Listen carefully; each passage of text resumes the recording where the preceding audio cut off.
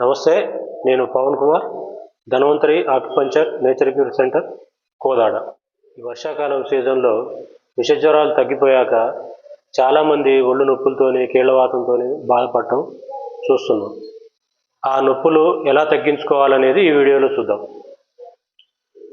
జ్వరం వల్ల వచ్చిన నొప్పులు తొందరగా తగ్గాలంటే మనం తీసుకునే ఆహారంలో ఎక్కువ ప్రోటీన్ ఉండకుండా జాగ్రత్త పడాలి.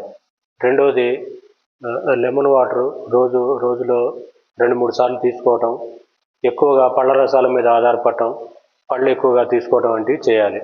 మాంసాహారం జోలికి అసలు వెళ్ళకూడదు.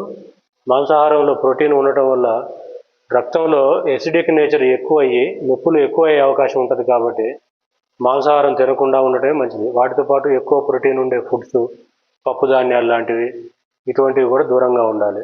ఇంకోటి, వాత ప్రవృత్తి ఎక్కువగా ఉండే కూరగాయలు కూడా తీసుకోకూడదు. ఉదాహరణకి ఆలుగడ్డ, చిక్కుడు, గోంగూర, వంకాయ, ఇటువంటివి కూడా తీసుకోకుండా ఉంటే వాతం వల్ల వచ్చే నొప్పులు కూడా ఎక్కువ పెరగకుండా ఉంటాయి.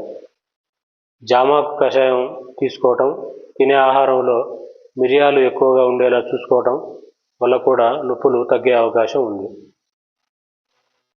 ఈ జ్వరం వల్ల వచ్చిన నొప్పుల్ని తగ్గించుకోవటానికి మరో ఉత్తమమైన మార్గం స్టీమ్ బాత్.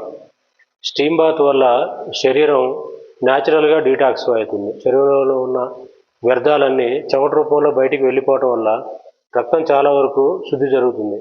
శరీరంలో ఉన్న మలినాలు మొత్తం చెమట రూపంలో వెళ్ళిపోవటం వల్ల చాలా వరకు నొప్పులు తగ్గుతాయి. పైగా స్టీమ్ బాత్ అనేది న్యాచురల్ పెయిన్ కిల్లర్గా పనిచేస్తుంది. అందువల్ల వారంలో 1 లేదా 2 సార్లు ఈ స్టీమ్ బాత్ చేయించుకోవటం వల్ల నొప్పుల నుంచి చాలా వరకు బయటపడవచ్చు. స్టీమ్ బాత్ అనేది కేవలం జ్వరం వల్ల వచ్చిన నొప్పులకి మాత్రమే కాదు, మోకాళ్ళ నొప్పులు ఉన్న వాళ్ళకి, బ్యాక్ పెయిన్ ఉన్న వాళ్ళకి కూడా పెయిన్ కిల్లర్గా పనిచేస్తుంది. మన Dhanvantari acupuncture and nature cure సెంటర్లో స్టీమ్ బాత్ సౌకర్యం కూడా ఉంది. కాబట్టి ఆల్టర్నేటివ్ మెడిసిన్లో పెయిన్ రిలీఫ్లో అత్యుత్తమమైన ఆక్యుపంచర్ ట్రీట్మెంట్ చేయించుకుంటూ వారంలో 1 లేదా 2 సార్లు స్టీమ్ బాత్ చేయించుకోవటం వల్ల ఈ నొప్పుల నుంచి చాలా తొందరగా ఎటువంటి సైడ్ ఎఫెక్ట్స్ లేకుండా బయటపడవచ్చు. కాబట్టి ఈ విధానాలను ఆచరించి ఈ నొప్పుల నుంచి ఉపశమనం పొందుతారని కోరుతున్నాం.